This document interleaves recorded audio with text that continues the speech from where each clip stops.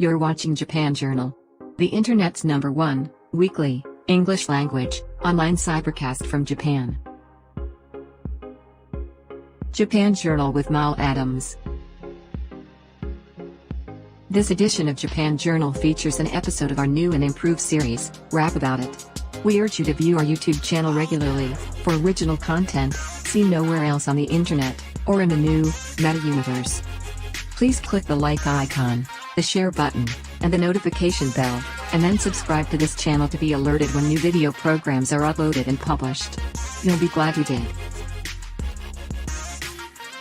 Thank you very much for your ongoing support of our programming on GNN, the global news network, powered by TDM, the Totown digital metaverse platform. And now here's your host, Malcolm Adams, and a sneak preview of a new, upcoming, episode playlist, featuring a few of his influential guests, regular content contributors, and celebrity creatives, who have already recorded classic interviews in the past. Please support our program promotional campaign by smashing that like button, commenting, sharing, and subscribing to our channel. You'll be glad you did. Thank you.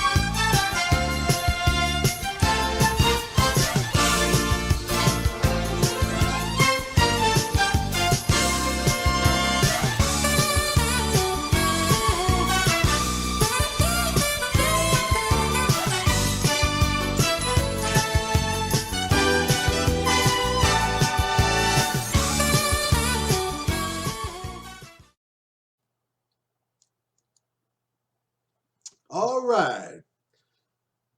Good day, everyone, and welcome to another edition of Japan Journal, the internet's #1 weekly English language online cybercast from Japan, featuring yours truly, your host Mal Adams here, coming to you from beautiful downtown Kakegawa in the Media Arts Lab, the acronym of which is MAL, Media Arts Lab. All right, see, we're branding up in here, you know.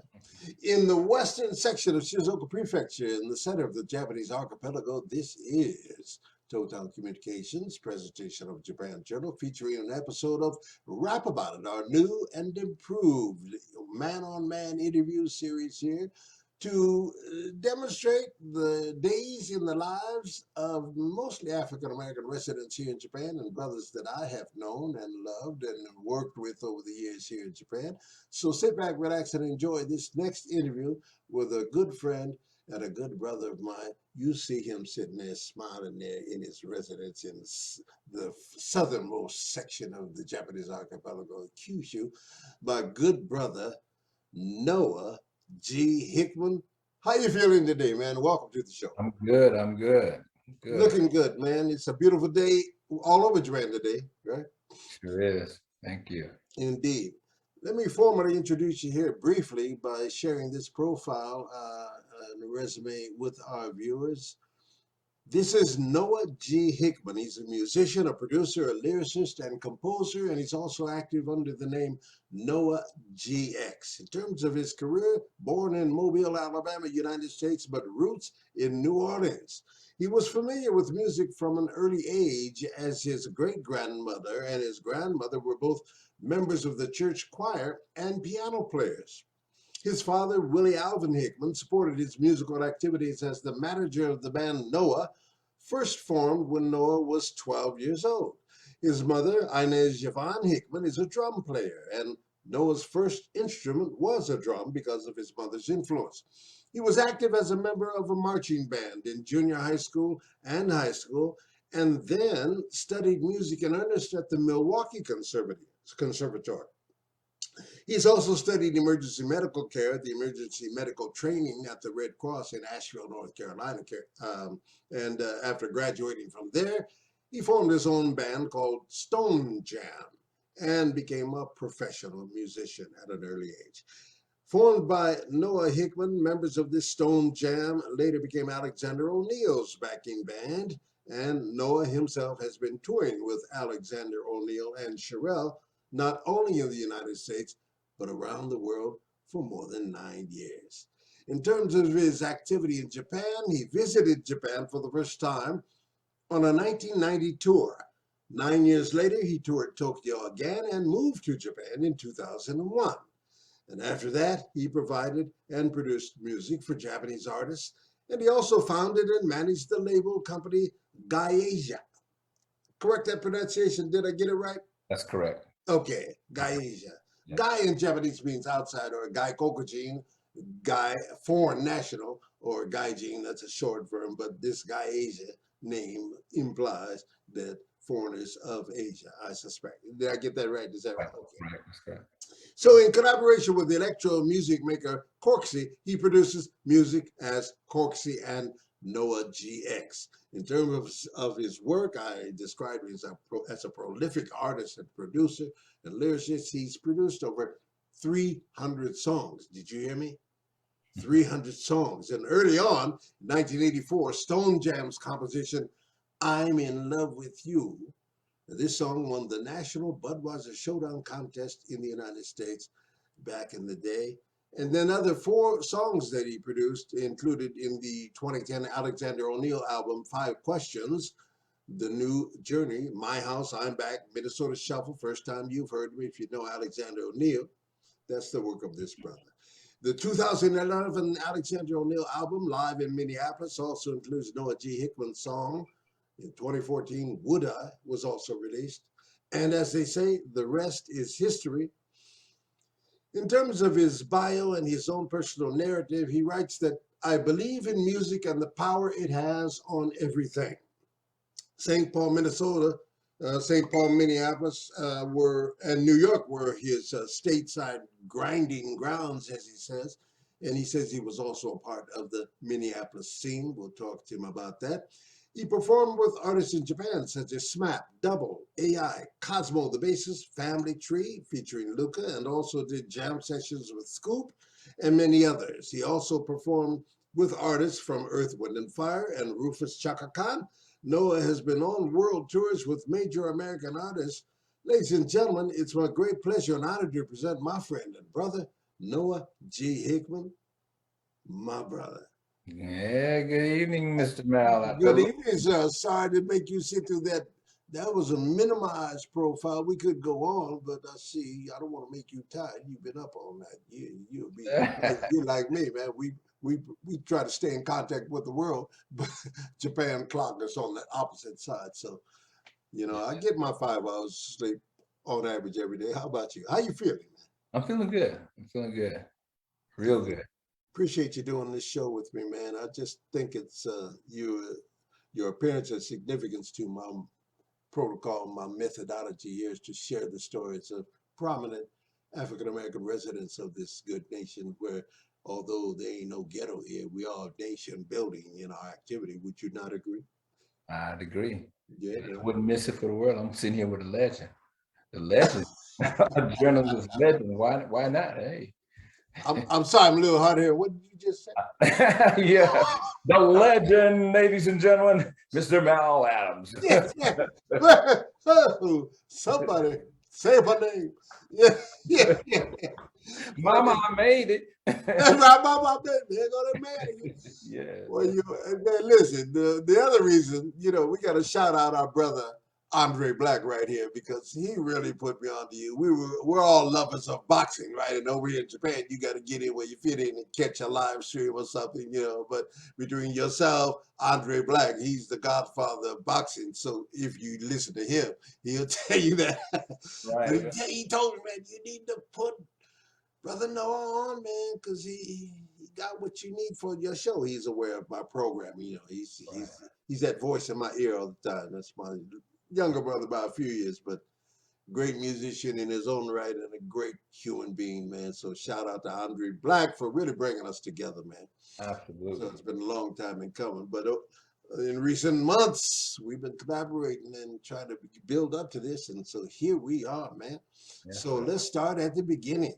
Born in Mobile, Alabama, but rooted in New Orleans. Tell me that story, man.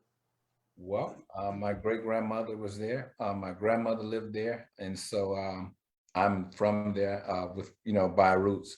I speak the language. I live there. I know the area. I know the people. Right. So it's just embedded, man.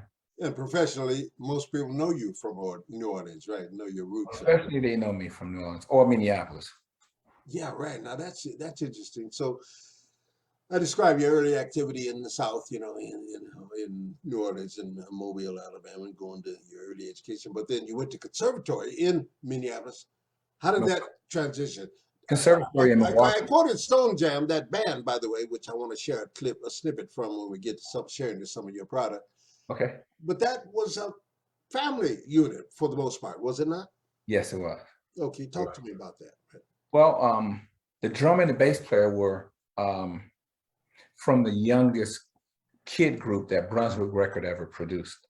And that group was called Step by Step. So they grew up together. And then the guitar player and myself, we grew up together. When you said I started at 12 years old as a professional, he was the guitarist. So we grew up together, along with another friend of mine that's a bass player. And then my ex and her brother were the front people. And on top of that, she played keyboards as well. Her name is Margolis. So, and we call her Goldie. Everybody knows Goldie. Man, everybody knows Goldie, Okay. Okay. Right. And I'm gonna have to go back and Google Goldie. Well, she's Goldie, and she's the one that's singing on that song that you're gonna play a little later. Oh, cool. Okay. Cool. So from that group, we have 4 people. Let me see. The engineer, Daryl Delaney, he went on to be with Alexander O'Neill. Mark Smith was another one. Myself, Goldie. We're all keyboard players, and then the engineer was house engineer. And then some other family members came on as well. So how'd you hook up? How'd you get connected with Alexander O'Neill? In the Minneapolis community once you got there, or before? No, this is a good one. So I have some friends that I grew up with, musicians. Okay. And they're a little older than me, a couple of years older. So when they left the city, they went to Natchez, Mississippi.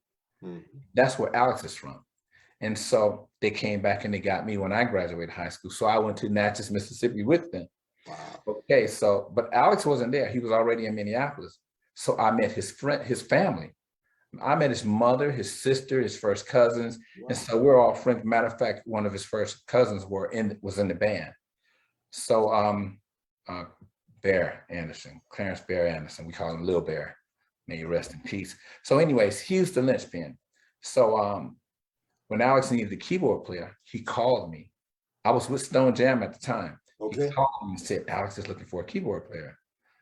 Would you want to do it? I said, yes. And so I immediately went into rehearsal, which was Stone Jam rehearsal. I said, hey man, I'm on my way to Minneapolis. I gotta go. Right. And I canceled rehearsal right then.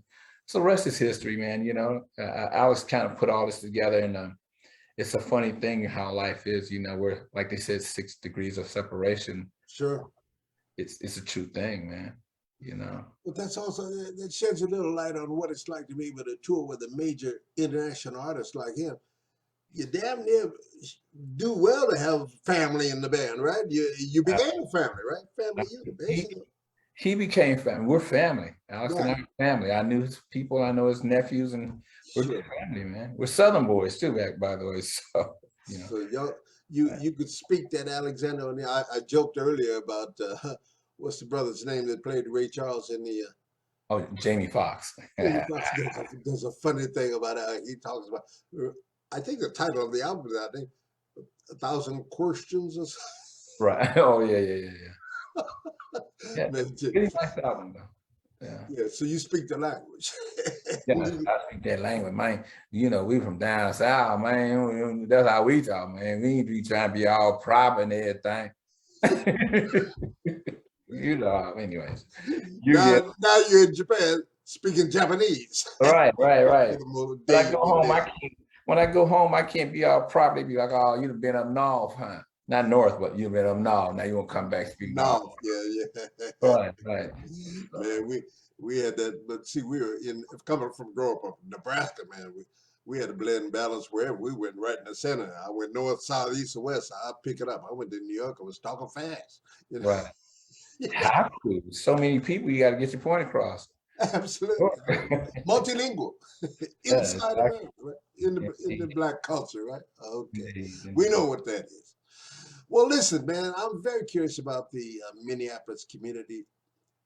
Got to ask the question, did you ever work with, run into, or perform for Prince? I had run into him. I didn't play in his band. No, I didn't. Okay. Yeah. But he was still evolving as you were there during the time you were there. Is that He had at least three very good popular albums out then. Okay. 30 Minds and all that stuff was out already. But you know, in Minneapolis, the people that are stars out of Minneapolis, they lived there. They stayed there because it felt like home. They didn't have to worry about the paparazzis and all that kind of stuff like that. So most of them stayed there. And it was comfortable to run into somebody like him. It wasn't, you know, something right. like Well, that's what you lead to my next question. How would you describe that community? And you know, we have a little bit in Omaha, Nebraska, where I'm from. A lot of cats looking back, legendary cats. Buddy Miles went to the West Coast, and you know, Preston Love early in the '40s, you know, playing with big band jazz cats, and his sons are still. But what was it about Minneapolis and that you could describe and share with us that made them that sound? They had a sound. I mean, Flight Time. What was the name of the band? Time. And the time came out of Flight Time, right? Yeah, man, all that music. It was just a tiny little musical community. They had pride, and how would you describe? That's mostly part of it. But you gotta think this is Minneapolis. It's very cold.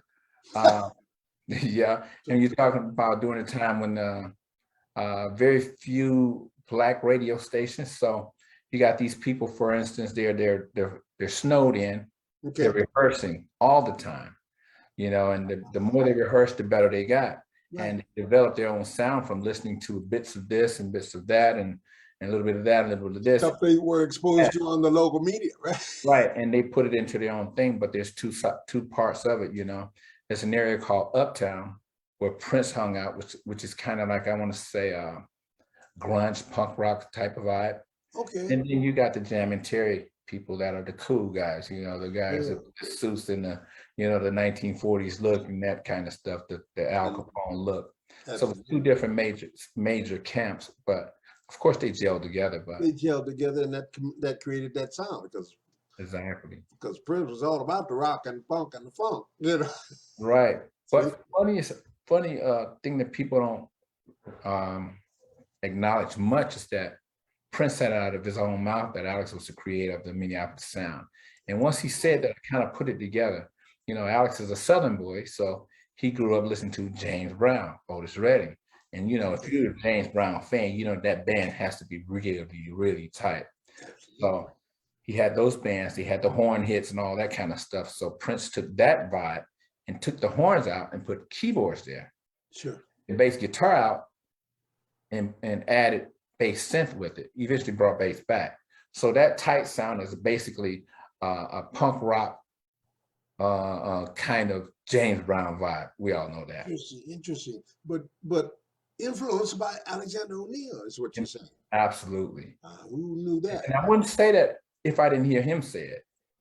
But once I heard Prince say it, then I I see. put it all together like, oh, that makes sense. I see. That makes a lot of Very, sense. very interesting. Very interesting. That's I Indeed. don't know that a lot of people realize that, you know. Indeed. But so tell me about Alexander O'Neal, man. Just a soulful singing. It's all just all in him and natural, wasn't it? How would you describe him as an artist and a creative? Well, you know, he pretty much conquered one of the things that's hardest to do in the industry. And that's when you hear Alex's voice, you know it's him. You know, it's you. You know, it's undeniable. That's him. Oh, that's Alexander O'Neal. Right. That's the biggest thing. And the other thing is that you hear him on the albums, but when you would see him live, especially 80s and 90s, he would be even better live. Wow. Too. And the other thing I would say is just a heart of gold, man. A heart of gold, you know. When I got with him, he said, meet me in Natchez. And I met him in Natchez. And he and I and his wife drove from Natchez all the way to Minneapolis. In this beautiful custom Benz, man. You know? Wow. And then he gets me there and he calls the other members that are already there. And I meet the other band members, you know, out of Minneapolis. And he introduced me to everybody right at his home. So, yeah. Good guy. I love talking to artists like you who people who may know you now in Japan, and they know you have an influence on the local market. You play with sessions, you got your own thing with the hotels or whatever specialized gigs, contributing to Japanese artists. With that history, what got you here? You came here first with the Blue Note tour, right? No, the first one were actually like the Fish Dance Hall in Kobe. So they were that size. I want to say theater sizes first. Okay. Then we came back and did Tokyo Budokan. We did that 6 or 7 days. Oh, big arena. Yeah. Right. Yeah, it was sold out. Then we did a Blue Note tour. Oh, I see. Okay. So my point is, you came in there with big venues and big promotions and stuff. You're working with a star, right? And absolutely. You were putting him on as a back band. Were you like a musical director at some point, or did you influence? Or you wrote originally for him a lot? I wrote, but the director is George Parrish. Okay. Big brother. He's out of Baltimore, but he's been in Minneapolis, you know, more than half his life. And his history is something else too. But well, you know. A lot of stories untold, man. We see him. Oh yeah, Noah Hickman behind Alexander for years. But what's your story? And now we're hearing it. So how was it, man? Touring with him for 9 years, man. You must have been to every corner of the planet. Give me some of the highlights. What's the weirdest place you ever performed? I can't think of a weird place, but I will tell you this one story. When I first came over to the UK, it was a gig in might have been Manchester, England was the first show. And so this is my first time on the stage abroad, the big stage abroad. So in UK, they have this firewall on the stage. This is a huge place. It's an Apollo, actually, one of theirs in the UK. So they have this huge firewall. So when you're getting on stage, you can't hear anything. So we get on stage and the curtains are closed, the firewall is up. And then they announced him and the firewall goes up and the curtain opens and the people started to scream. And I'm like, I'm here. Oh, wow. I'm here. I see. So the firewall was between you and the audience. Right, yes. I think it's a regulation for the venues there. Understand. But then the firewall opens up, then the curtains go up.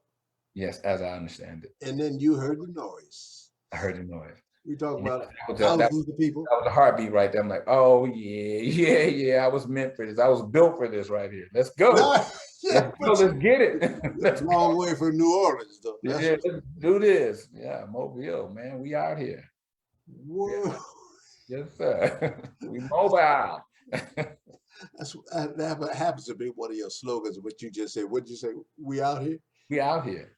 It's appeared on some of your snippets in your current productivity activity, which I want to share with. I've got a playlist of stuff, media, video and audio and stuff that I want to share. Yes, sir. In spite of COVID, I'm transitioning to Japan. Now, you actually moved here to live in 2001, is that right? Right. I had done a couple of trips to Tokyo to the legendary club Pickford. Every Pickford, baby. musician in Japan used to know about Pickford. Say it again. They don't You're understand. not, you just got here. Pickford. Pickford, baby. You got to go through there if you're a musician. To Pickford, be. Aries, Mugan, of course. I didn't do Mugan, but Did you know Pickford. Mugan? Mugan was my joint. See, when I came here with CBS News, CBS was right up the street from the Mugan. So on my way home to the station, yeah, I got home late many a night because I stopped. Yes, sir. Live black music, baby, every night with some of the baddest bands, man, that came through. And some of the cats that came through the Mugan been here 35 years now themselves, 40 years. Wow. Didn't you mention Cosmo, the bassist? Oh, that's my brother. That's your brother. See, did he not come through? I think he came through the Mugan at first. I'm not sure. Possibly. But man, he's based out of Kobe, right? Yes, sir. Yeah, see. We got names. I'm gonna put them all on the show. People need to know, man. We're nation building as in a nation. Right. So yeah, it was Pickford, and another legendary one was Gary's. And Gary's. I helped open that club as I've been artist management for 40 years, you know, and one of the cats the band's called Force Major out of Seattle came and opened that up with Khalid and some of the other brothers who were on that band, and one of their lead vocalists had to go back, illness and stuff, so I replaced it with a brother named T-Love, who's another one in Vegas. You know T-Love, that's my brother from Omaha, man. Sir. So the agent called me and said, man, did you got anybody? I said, yeah, I got somebody. I got me and him. So you fly us both in and we'll do the thing. So we were rolling like that. And Gary's is a legendary joint, man. It's still functioning now? No, it's closed now. And then the other place was Osaka Ambush. Everybody knows Ambush. If you don't know Ambush, you just got here. Again, I'll say that again. You just got here.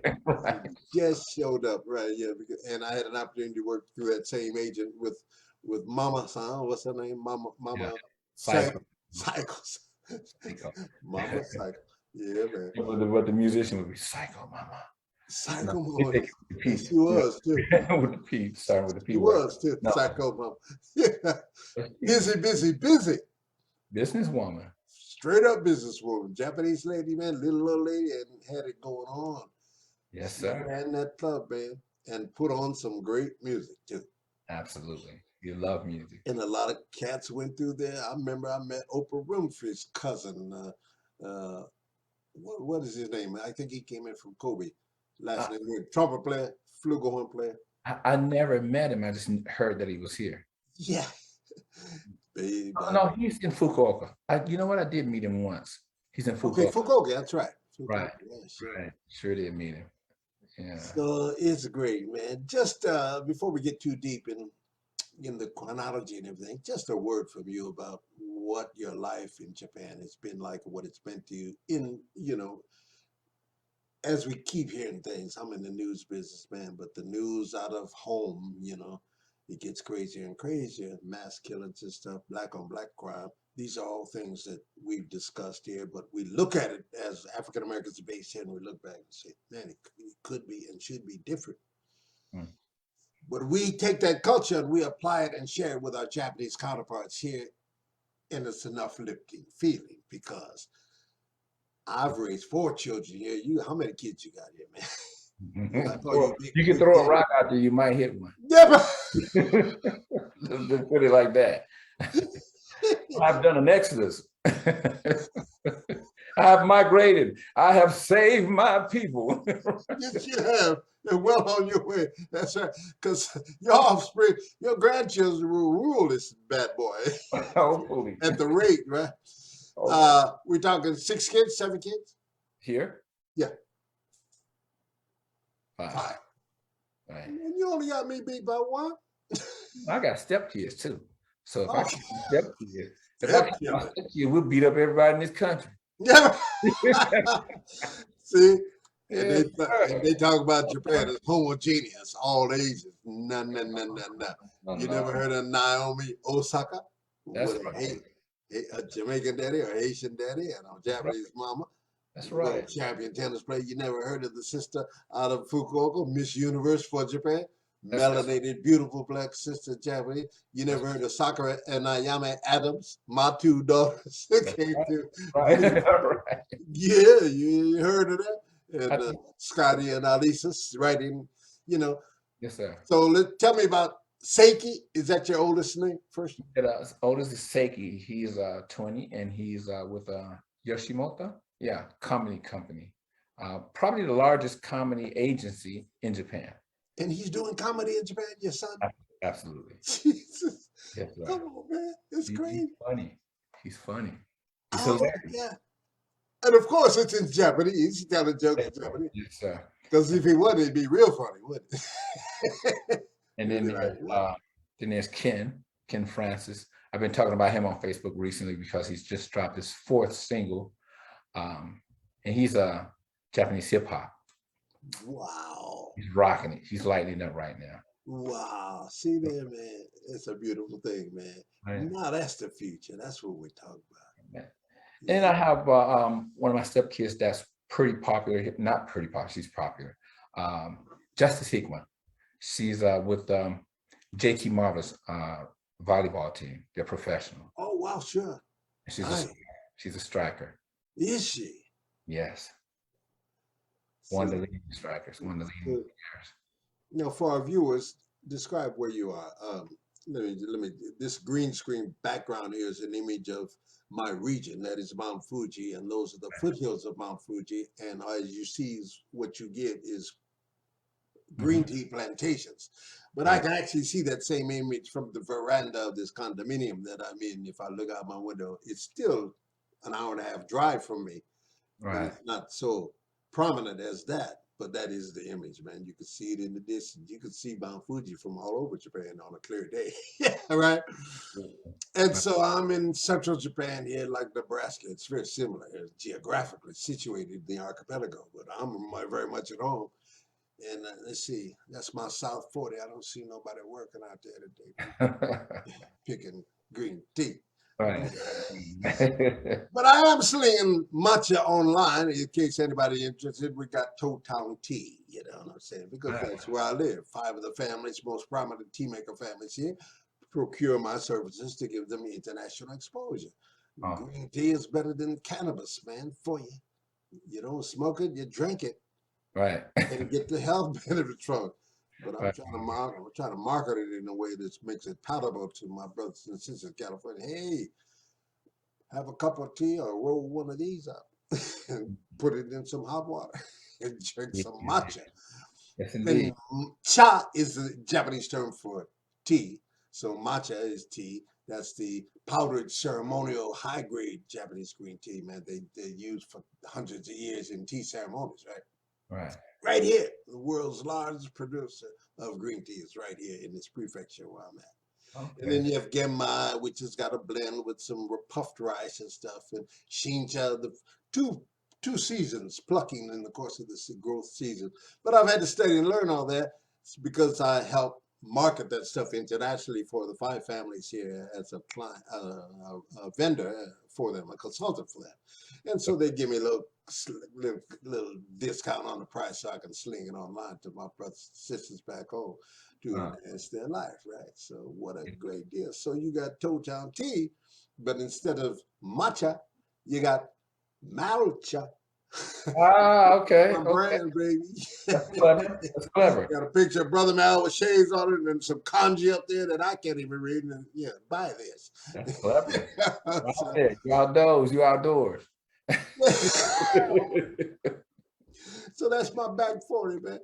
But I say that to say the same thing you're doing as a performing musician, historical, veteran, experienced guy coming into Japan now over close to 30 years, 20 some years. Me? Yeah. No. This will be the 22nd year. 22nd year. Okay. This is the 22nd year. See, Mal's Bar, my club, is 23. So right about that same time, that's when you came to live, right? But you've been in the game a long time. So you bring all that. Now you got 2 homes. You're living down. Don't let me stop me if I'm telling your business. You're nice resident. Your house is down there. Then you have your other spot in Nagoya. You know what I'm saying? You're raising your family, beautiful wife, and you keeping busy in spite of COVID.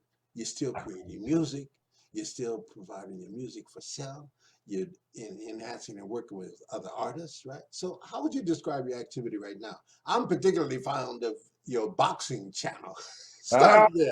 there it is right there. Hey, petty. Anyways, Petty Ass Boxing is this boxing channel that I do on YouTube, which is actually just blowing up recently, just out of nowhere. Tracking, man, it's tracking. I got onto it. All right. Another shout out to Andre Black. You know, he said, man, you got to hear Noah's. Ladies and gentlemen, it's called Petty Ass Boxing, because if you know boxing and if you're African American, there's a lot of brothers who try to make a living being pundits about boxing, and all of they is black on black hate and crime and fighting about the opinions. You know, it's all in love. But people, they're entrepreneurs and they're doing a good job analyzing boxing from their perspective. Yes, But sir. nobody agrees. You know, Yes, sir. I don't listen to anybody trying to tell me that Bud Crawford is not pound for pound the baddest guy in the game right now. I'm not trying to hear that, because Yes, he's a Omaha homeboy. So, And but you have taken it a step further and kind of doing a parody on the brothers who are on the channels, not older brother. I poke them in the side with the knife every chance I get it. I'm So, not serious with any of them, you know. I'm not. right, I'm a fan of boxing, of course, and sure. you know, and I like what they do, and I know it's a very dangerous sport, but people put their emotions in it, and you know, you get two people arguing back and forth over who's the better boxer, blah blah blah blah blah blah blah, and I step in and cut that in half. Like neither one of them are good. I'm like, man, why are y'all talking to me about boxing? There are no good boxers. I'm the best. I'm the best. It is so funny.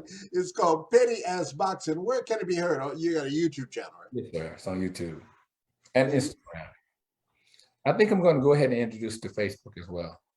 you really need to, man, because it is entertaining, and more entertaining if you have an ear to what the other pundits are saying, because they get so crazy with it, and they start fighting among each other.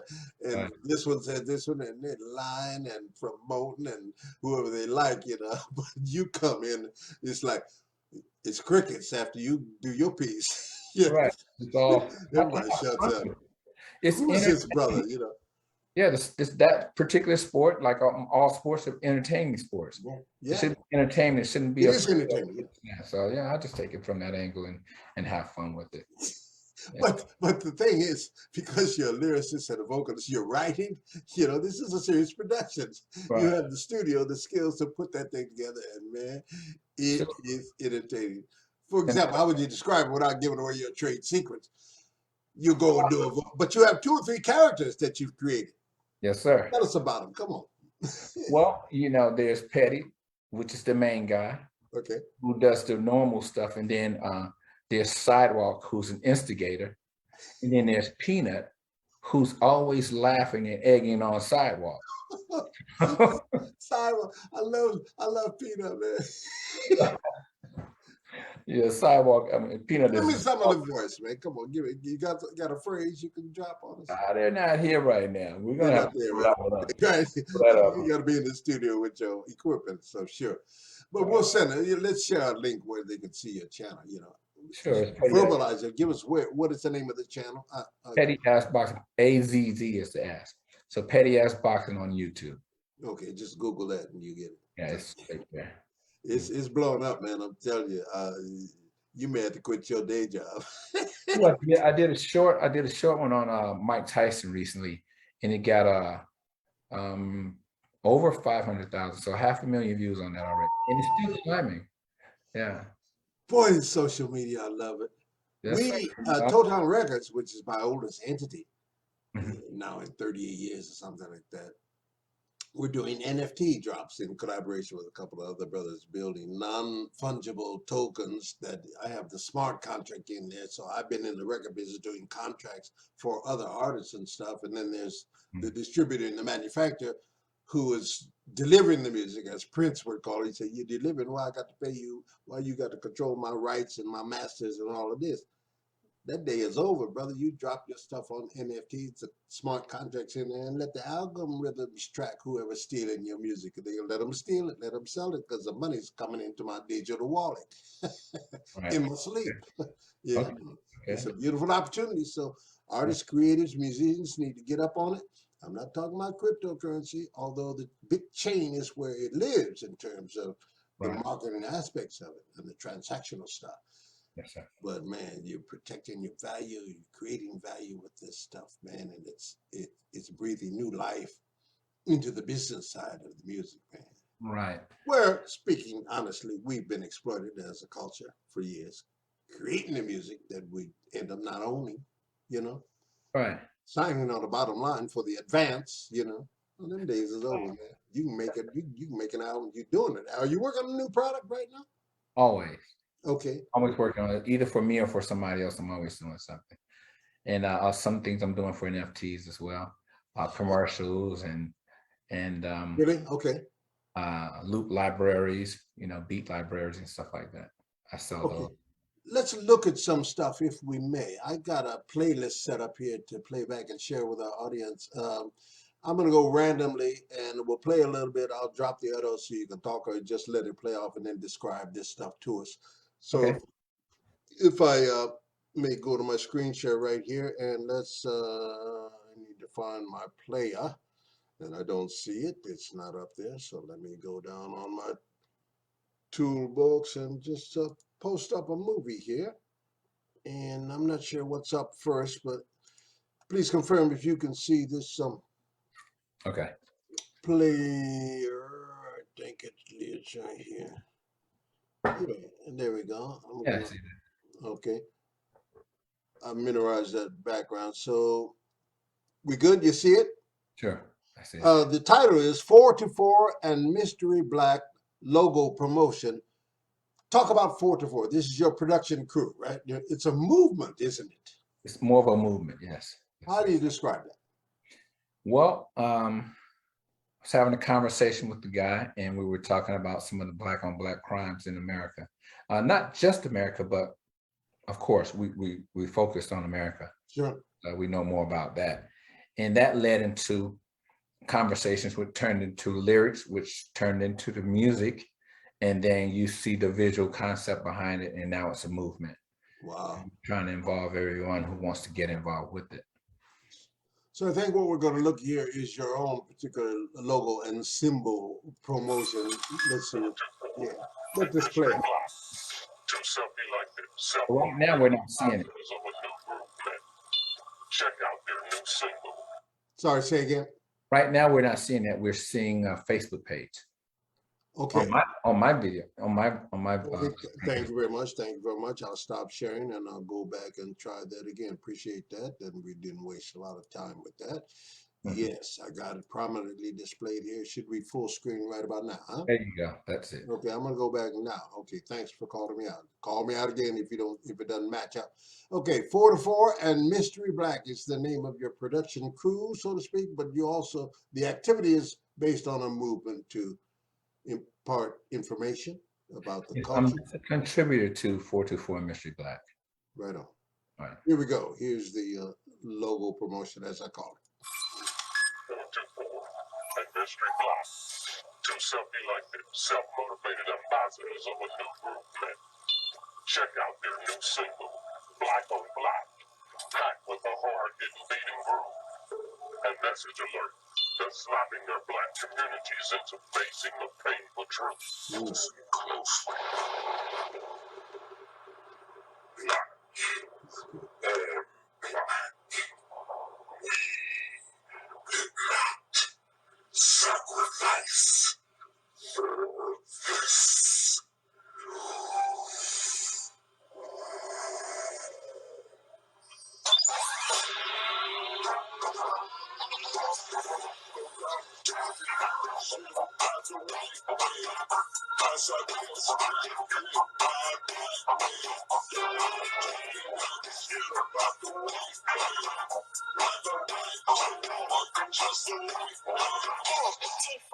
And Mystery Black, now available on iTunes, Spotify, Apple Music, Amazon Music, Google Play and Deezer.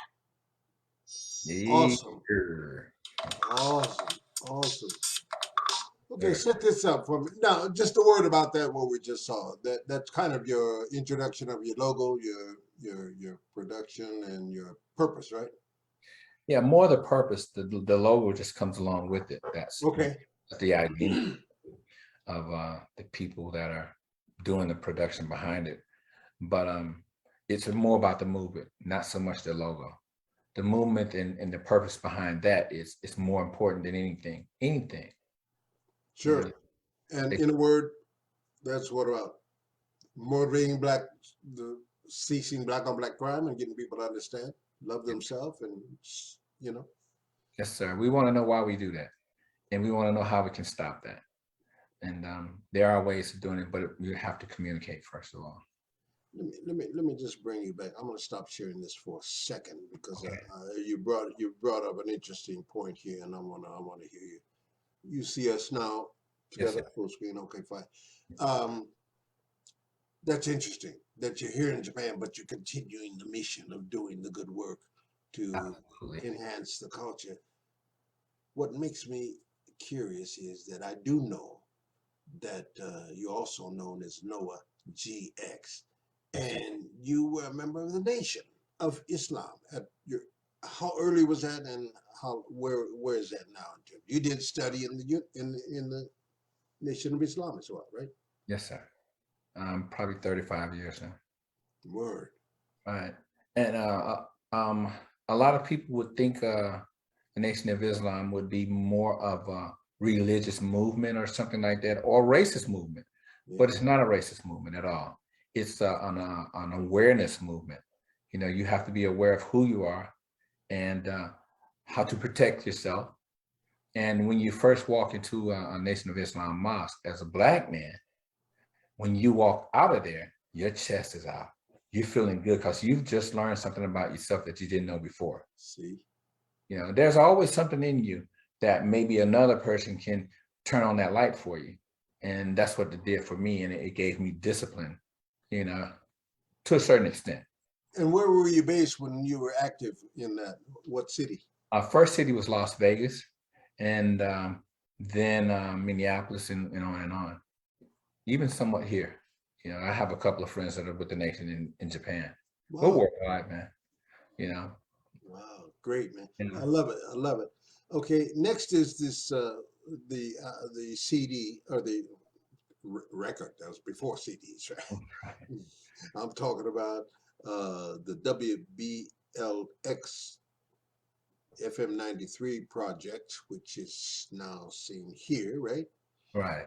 I'm in Love with You. That's your early band, Stone Jam, which led into the band that backed up into it. Some of the members toured with Alexander O'Neill.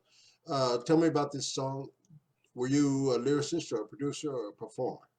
I performed and co-wrote with the other band members. We all wrote this together. And this was a Budweiser showdown contest. It's like a battle of the bands, but you didn't perform it live. You just submitted your song. And this was the one that won that year. Okay, what time frame is this? 80s? Sure. It was probably 86, something like 85, 86. It's probably right there on the record. I can't see it that well, but it's probably no, Get it, here it goes. You'll know when you hear it. Here it goes.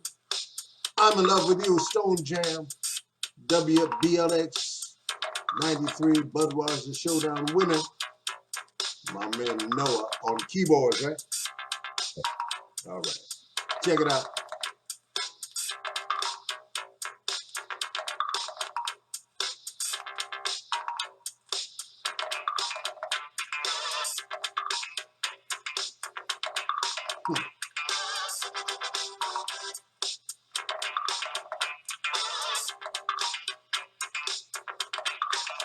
Were you in Minneapolis doing this?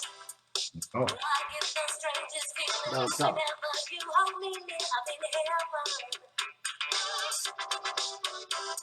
My heart starts to beat in fast. I wonder how long can I last living to see. I'm in love with you. I'm so in love with you. Ooh, baby, I'm in love with you. I'm so in love with you. Your sweet and sexy smile, oh, baby, it drives me wild. I'm going crazy. Is this a Goldie that you mentioned? That's Golden. Goldie, huh? Okay. Now, was that your ex? Yes. I see. Okay. It was a family project right there. Mhm. You and me, over till eternity, we're going all the way. I'm in love with you. I'm hearing a little bit. You mentioned the keyboards and the horns and stuff like that. That kind of signals what was going on in Minneapolis too, coincidentally. Right. We were aware of what was going Got a on. good vibe.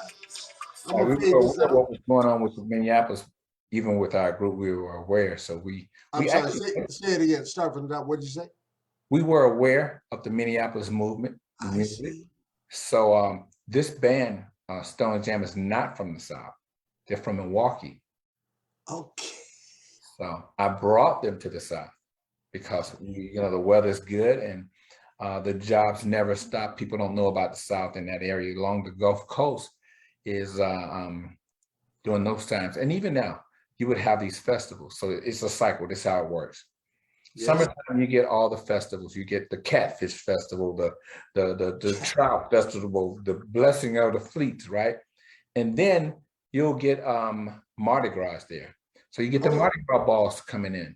And so the bands are playing for the Mardi Gras balls. And right after that, you got prom time coming. So now you got prom time. So right after that, now we're going to LSU and the universities for the frat parties. And in between that, it recycles again. Wow. Right? And this is now one of the best kept secrets ever. Wow. Wow. I don't know why people don't know that, but yeah. Non-stop music. Never stops. From New Orleans to Panhandle. But you gotta give a shout out to New Orleans, the home of it all. Yes, sir. All the way from New Orleans, all along all those towns, Mississippi as well. We got Biloxi, Gulfport, and then you would go to Mobile, and then you would go on over to Pensacola, Florida. Right. Florida. Right. And then when you get to Pensacola, that's when you start seeing the what do they call them? The summer parties for the what is it? Summer madness parties and stuff like that. Madness, sure. Yeah. Yeah, and in between that, you got your frat parties and stuff. So a musician can go there and make money and live. I have friends that have never had regular jobs. Okay, just doing that, right? No, I've never had a regular job long enough to get the benefits. Well, I see. Because the music comes another tour or festival. It's right? just music, man. It is, and if it's something that you were born to do, and you do that, you'll succeed. Wow. You may not be this huge movie star or something, but if you're doing that, God, I believe God gives us a gift. Absolutely. Innate. And if you miss that and don't use that, then you've actually missed out on the blessing that you're actually doing. Now you're forcing other things. Of course, now you got to go to school for that. You will suffer. Right. I won't even say suffer because people are happy doing other things, but, well, of course, yeah. There's something in you. That's the part I'm talking about, the suffering. If you're born to do it and you're musically inclined and you got skills and you can't get it off. Anything like that, art, if you're an artist, yeah. So what, you're not making a whole lot of money off of it, but if you stick with it and really trust in that and believe in that, you'll eventually make money off of that and live a happy life doing that. But if you doubt it, once you start to doubt it, in my opinion, I won't go any further, but once you start to doubt it, that's when the slope starts to go down. Because now you're doubting what was given to you at birth. All right. And passed down from ancestor to ancestor, family member to family member, mom, and you're doubting that? No. I'm doing what mama does. The nice transition, if I may. Yes, sir. Is no doubt how you're living and how the confidence you have in your gift and the fact that you have manifested and exploited your gift to give you a beautiful life in Japan. That's what we're looking at right here. Okay. What is that? Cherry blossom season in Miyazaki area where you're living now? Yes, it was. During that time. And who among all the brothers in Japan do you know that's got a BMW Roadster ragtop? You're the only one I know. Living large, baby. And here's proof. Listen, check this out. Let me pipe this up to you. Boom, audio. Here we go. Is this original track as well? No, it's a remake of a track. Okay.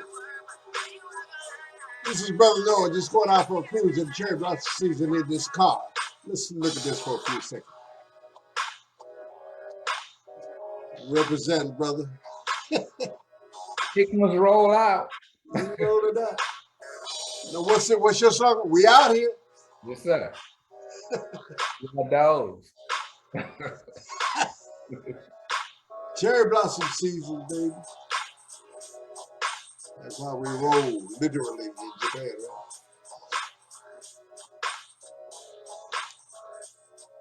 There it is. I'm out here, y'all. Man, I am not mad at you. We're not going to give out too much more information about that. Yeah, I do a lot of remakes because I actually got this conversation. This is Brother Noah whipped me out a little logo promotion for Tour Town Records here. You know, just a little, he flipped this back to me in 48 hours, you know, and I use it to introduce new music from Tour Town Records, and that's going on. I didn't tell you, but that's going on my NFT. Thank you very much. Yes, sir. Is this track something you made for this? Yeah. Yeah. That's Tour Town Records, baby. That's how we roll. And it gets like this. Looks nice. Multimedia productivity and stuff. And he's in the studio every day, right? You do this every day. Okay, describe this. What is this we're about to see here, my brother? Yeah, this one's pretty touching right here. The concept on this one comes from Mystery Black. And actually that's his voiceover. And the music is my music, but of course we're team, so everything is pushed over to those guys, right? We put it together before Mystery Black, they do their thing to it. So we put it together and they accepted it, and it's a part of the movement. So it's basically you're looking at it, and it tells the story. Once you play it, you'll be able to tell the story. All right, let's listen to it. And the music speaks for itself. Is yours. All right, fine. Let me just make sure we got audio up full. And ladies and gentlemen, this is from Mystery Black and 424 Movement, musical and production collaboration with Noah Hickman and his colleagues. Japan-based, all of them? Japan-based. Isn't that interesting? Love it. Check it out. Listening to this song. This song was created for us who love our mamas, grandmamas, and before mamas, fathers, grandfathers, and forefathers. If you truly love your family, your people, and 100 about representing and respecting your precious family bloodline, when you commit a senseless crime or murder someone, that means you hurt, disrespect, and dishonor yourself and everyone who shares the family bloodline and name, plus other innocent family members. You can wake up how you behave. You can't wake up who you put in the grave. Black on black, you can stop it like that. Ding, ding, ding, ding, ding, ding.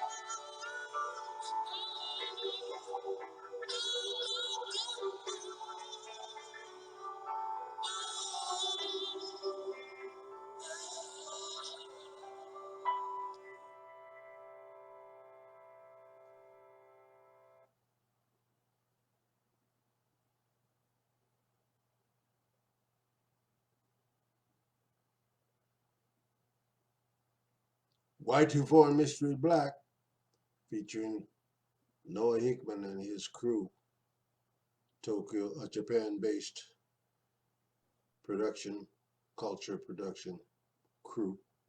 Love it. You see me a little column on that one.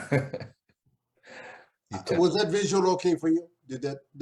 Yeah, It was fine. Okay, I tried to go full screen.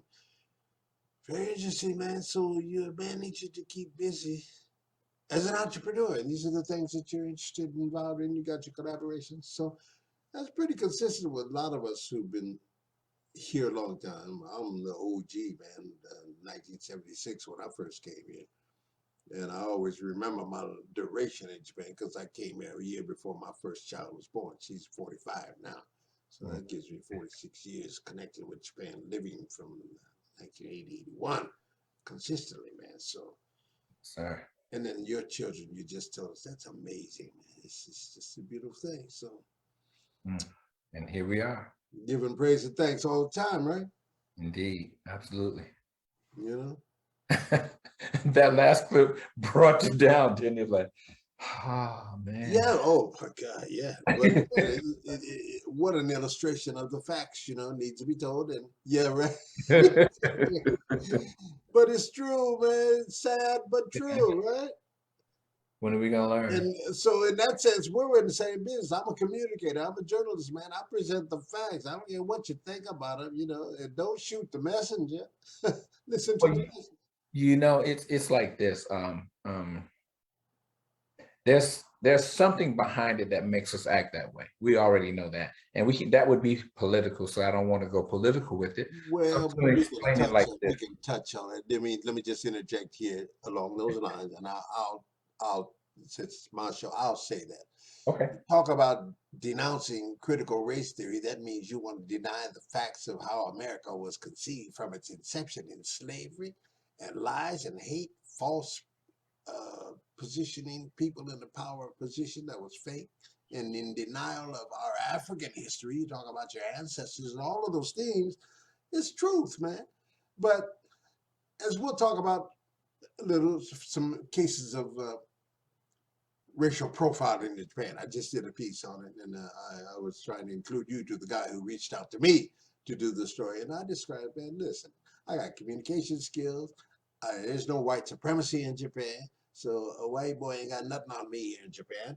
It's each to their reach. You got skills. You're interacting with the artists in Japan that love your music, love your skills, love your creativity, love your, experience in our culture, Black music. And in terms of media, I'm sharing, analyzing, and commentating on world affairs.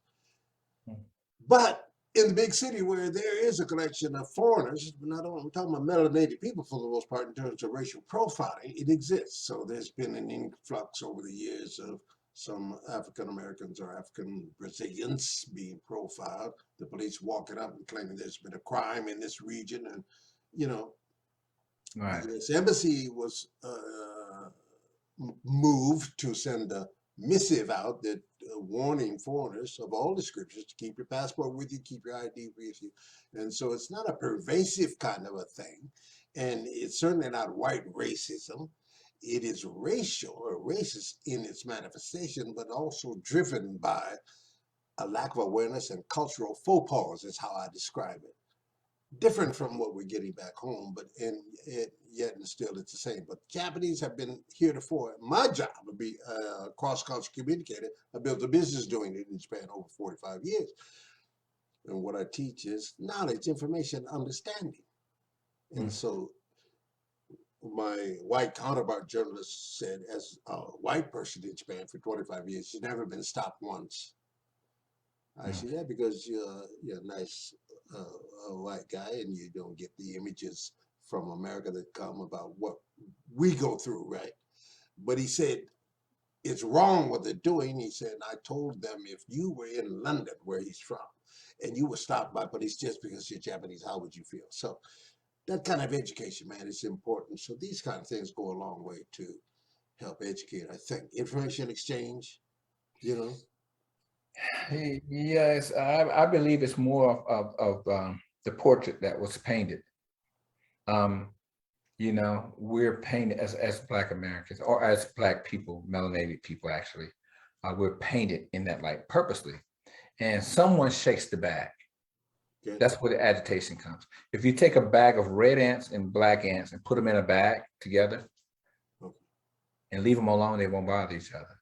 But as soon as you shake that bag, they start to going at each other. Right. Well, there's somebody disrupting the peace of that we could have. I mean, when you put people in a certain area and you redline them in that circle, and then you take the resources out, and you know, take the resources that will build, and then replace that with things that would tear it down. Of course, it's going to turn out that way. Sure, you're right.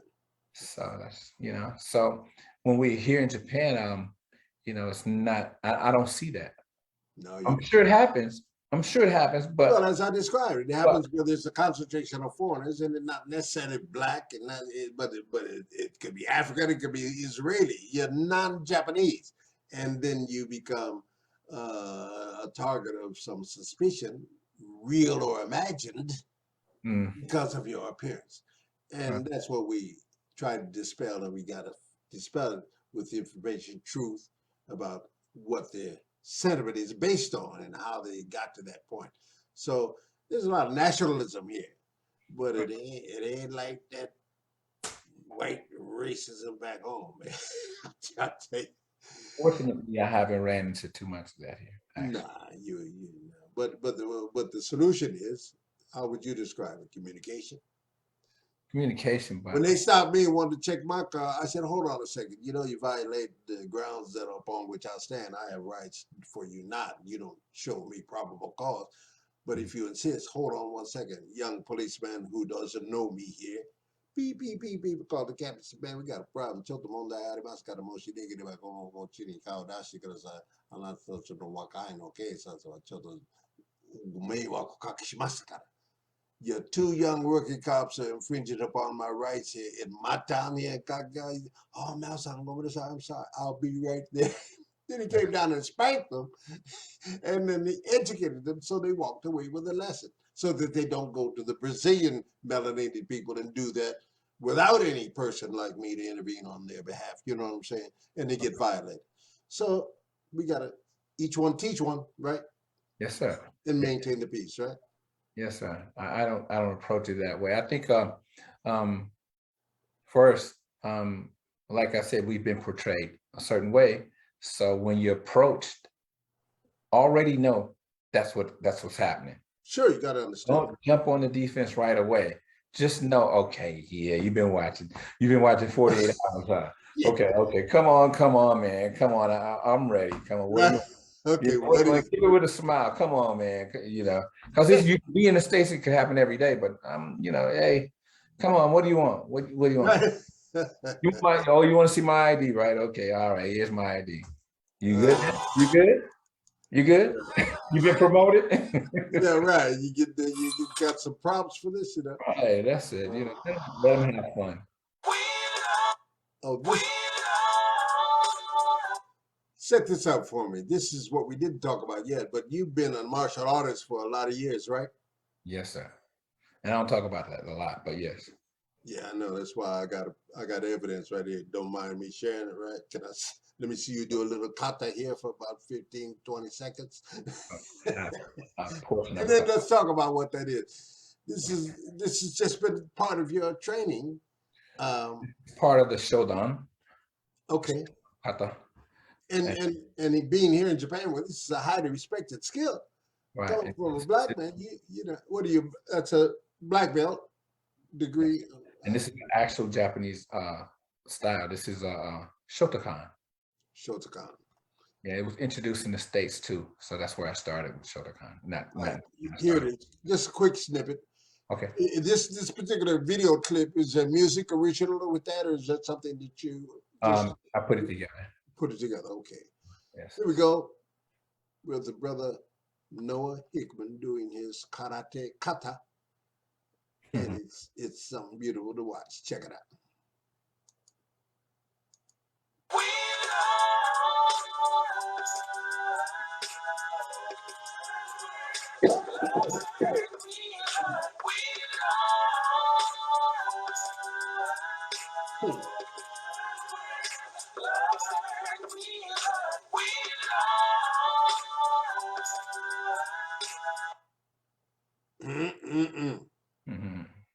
Mama, there goes that man.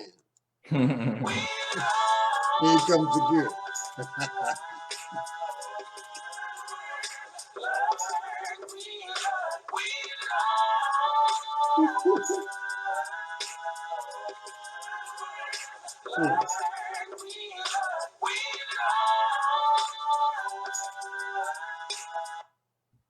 Wow, see? Yeah, I have Somebody just got their ass beat. friends from high school. They would remember, if they think back now, they remember that I always had my bag with my nunchucks and all this kind of stuff, you know. Oh, really? That was you, huh? Influence, but I was actually doing the real studies. I was actually in the dojo. I was not playing at that point. I never Understood. Okay, see, there it is. Let me try to find out. Let me stop sharing this. Yeah. Wow, man, interesting. So what lies ahead? More of the same for you.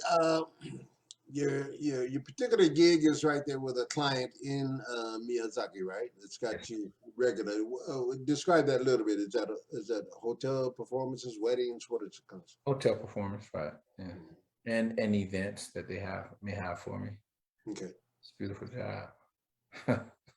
All right, brother. Yeah, and it's music. I'm still doing music. So. Man, 24/7 as it appears.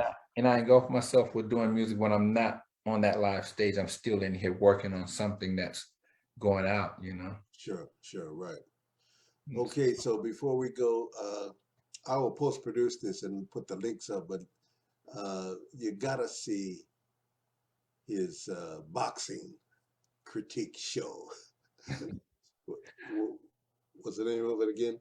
Petty Ass Boxing. Petty Ass Boxing on YouTube. Oh, that's right. Petty Ass Boxing. So check that out for all the boxing fans. You're gonna want to live. Indeed. Boom, boom, boom, boom. Let's go.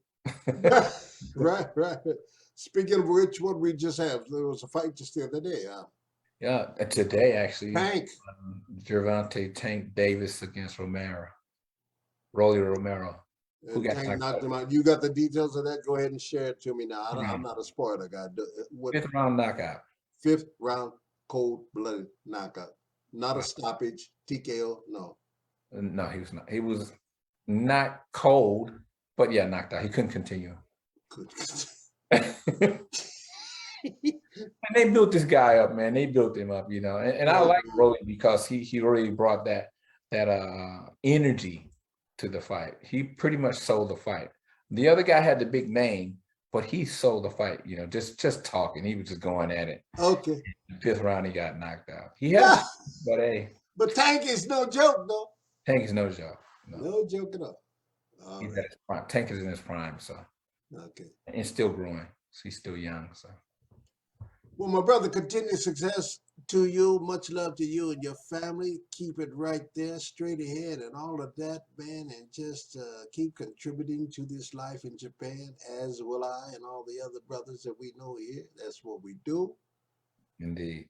And the proof is in the pudding, man. I can't wait to see next time you visit. Please feel to make this a recurring stop off and help me get this show on track with these stories, because you're not going to find them anywhere else on the internet right now. These stories, this is particular to our lives in Japan, right? Yes, sir. Indeed. So I invite you to come back and contribute from time to time. We'll check back with you from time to time, and then we're gonna bring the kids on at the appropriate times. Wonderful. I want to hear some of them Japanese jokes. Man, comedian, huh? Wow. What's his name, the second son? Yes, sir. Indeed. Yeah. Ken Francis. All right. Yeah. Ladies and gentlemen, we'll stop it right here. Thank you very much for your viewership. Appreciate you where you're looking in from all over. This is the Global News Network, GNN, here on the internet's #1 weekly English language online simulcast, Japan Journal, and an episode of Rap About It with Mal Adams here, coming to you as regularly as we can. Today's special guest, my good friend and brother, Noah G. Hickman, and fade us out because we got to go. We'll stop the stream now. You can go to my Facebook page and play it back if you have not joined us, and we will post this on the YouTube channel subsequently. Thank you very much. Noah, my brother, appreciate you. Thank you. Appreciate you. Be well and take care. Continued success. See you soon. Recording Paul. See you soon. You're watching Japan Journal, the internet's #1 weekly English language, online cybercast from Japan. Japan Journal with Mal Adams. This edition of Japan Journal features an episode of our new and improved series, Rap About It. We urge you to view our YouTube channel regularly, for original content, seen nowhere else on the internet, or in a new, meta-universe. Please click the like icon, the share button, and the notification bell, and then subscribe to this channel to be alerted when new video programs are uploaded and published. You'll be glad you did. Thank you very much for your ongoing support of our programming, on GNN, the global news network, powered by TDM, the Totown Digital Metaverse platform. And now here's your host, Malcolm Adams, and a sneak preview of a new, upcoming, episode playlist, featuring a few of his influential guests, regular content contributors, and celebrity creatives, who have already recorded classic interviews in the past. Please support our program promotional campaign, by smashing that like button, commenting, sharing, and subscribing to our channel. You'll be glad you did. Thank you.